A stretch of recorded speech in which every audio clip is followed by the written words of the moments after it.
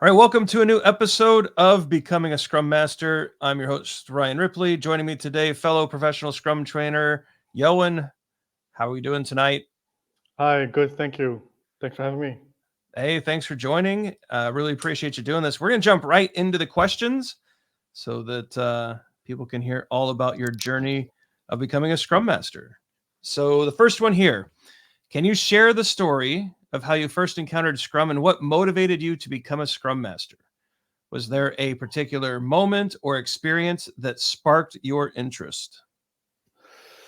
Okay, then we have to go back to 2010. I had my first Scrum experience. I was a developer. I worked in a Microsoft stack, so I was a C# developer, and I actually fell in love with Scrum. It made sense to me. I have to think about autonomy, mastery, and purpose. So autonomy, we were able to decide a lot of things ourselves. There was focus on teams, collaboration with other teams. If I think about mastery, we were doing TDD, we had architectural workshop. I think we even had Uncle Bob a workshop, was really cool. And purpose, we actually had to work with customers, which was new to me, because before I was also being put away in the basement because we were not allowed to see customers. They were scared of us. So I really liked Scrum. Um, I think even till this day, it was one of the most experienced Scrum environments, and that really formed me as a Scrum Master. Um, Actually, I've after this experience, I even had my own startup where I said, "Hey, I'm gonna only work agile from now on. I'm gonna sell agile stuff because it has both benefits for me as a supplier and for the customer." Well, I can admit that in the first year, I didn't sell anything. It was really hard, and apparently, people really don't like uncertainty. Anyway, so I also turned out to be a pretty bad PO, by the way. But after that, I went back into consultancy, and I said, okay, I like development. So in the beginning, I was a developer and did a little bit of Scrum mastering. But over the years, that gradually shifted.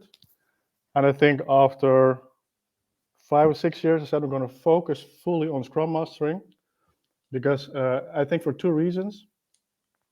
The first one is, as a developer, there's a lot of stuff to keep up to date on technology and whatnot. I thought Scrum Master is also a really hard role, and I just don't have the capacity to do both really well. And I think the Scrum Mastering stuff also helps me in day-to-day life, personal life, which was really cool. And the second thing is a big insight is that I really love to make an impact. That gives me energy, and I think technology is really cool. I think the biggest problem, and therefore also solutions, has to do with people. We are strange human beings, and how we motivate ourselves and how we organize ourselves. I think there's a lot of room for improvement. Mm, So yeah, that's in a nutshell my story. that's awesome. During that time, was there a specific project or situation where you had like a eureka moment, and perhaps a more international way of saying that, because eureka may not be common, and like a light bulb moment where Mhm. an inspiration struck, something that made you realize the true power and potential of Scrum? And if so, could you describe that experience? Um, so, like I mentioned a little before, I think my journey was a little bit gradual. Sure. But what I really enjoyed in my first Scrum experience was the transparency. Mm. Just we made our plans visible. I know you love story points, by the way.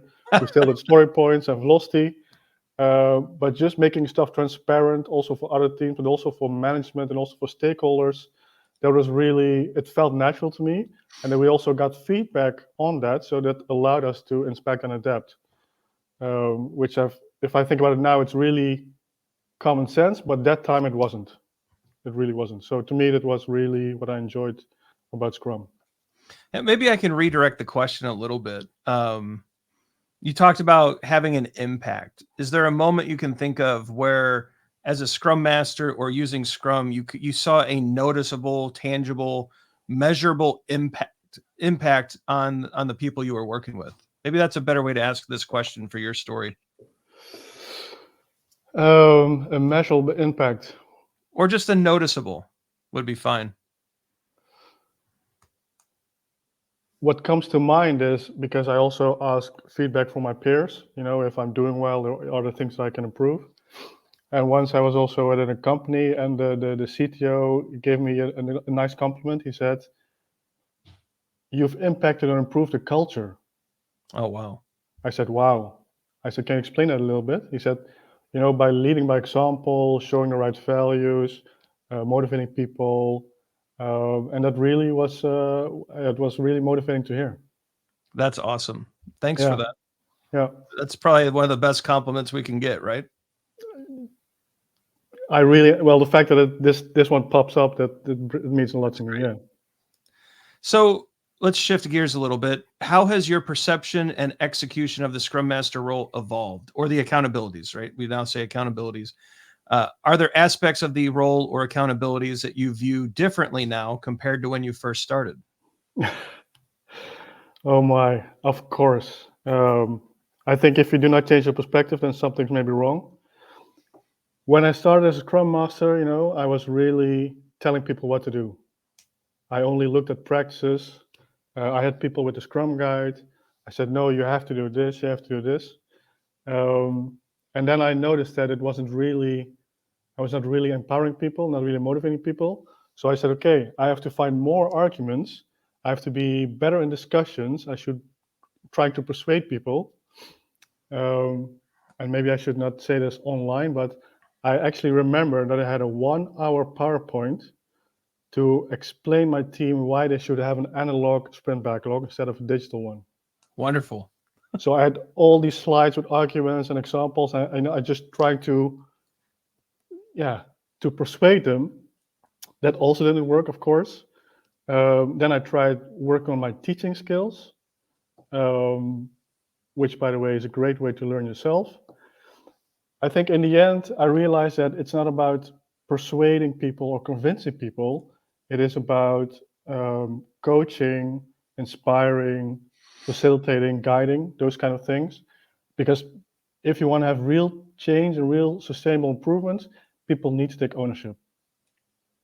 I think that is a key lesson for me the last few years. But it has been a struggle.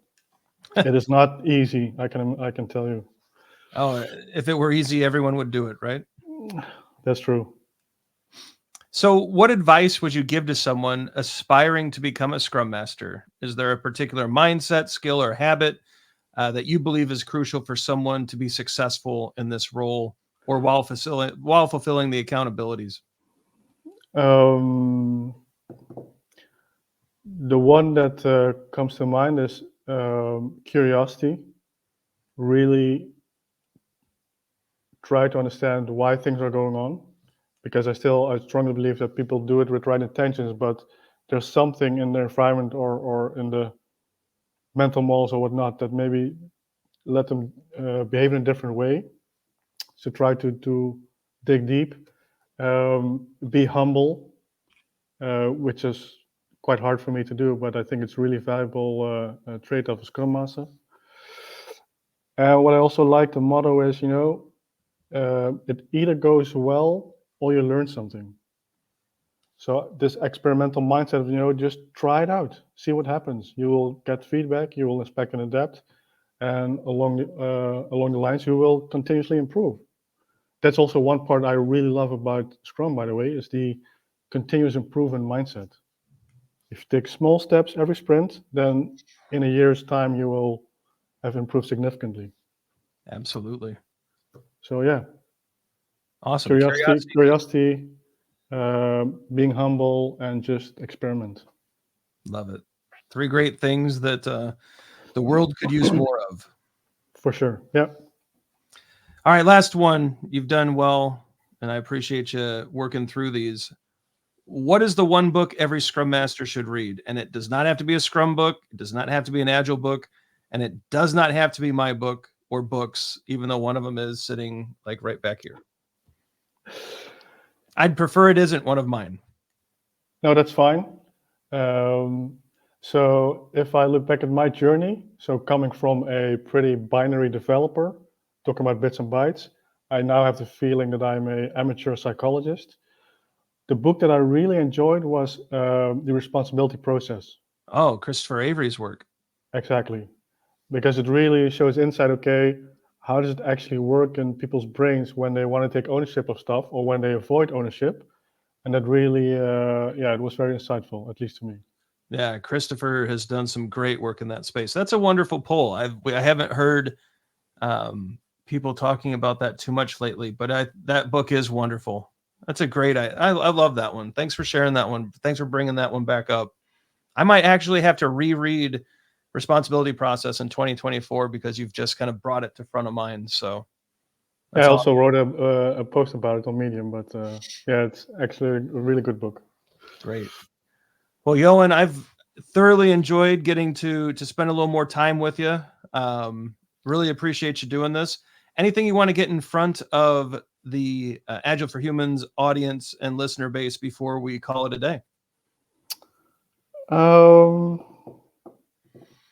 Not really. Okay. I just want to thank you and all the awesome work that you guys are doing. So keep it up. Well, thank you. We will. We will certainly try to keep things going. All right, everybody, that is the episode for today. Be sure to like and subscribe so you don't miss future episodes. Leave your questions and comments below. Questions and comments drive the channel and help us know how we're doing and what we can do to better serve you. The socials are up there on the left. We're pretty big on Facebook, Twitter, and LinkedIn, or X, if you want to call it that now. We're still figuring out Instagram. Maybe we'll figure that out someday. Some videos are going to pop up. It's our free Scrum and free EBM courses. Check those out. You have no excuse. They're free. Get in there, get listening, get started, and yeah, have some impact. You know, what a great message there. Have some impact. Be humble, be curious, and embrace experimentation. Just such a wonderful mindset. We hope you all enjoyed that discussion. Scrum on. We'll see you next time.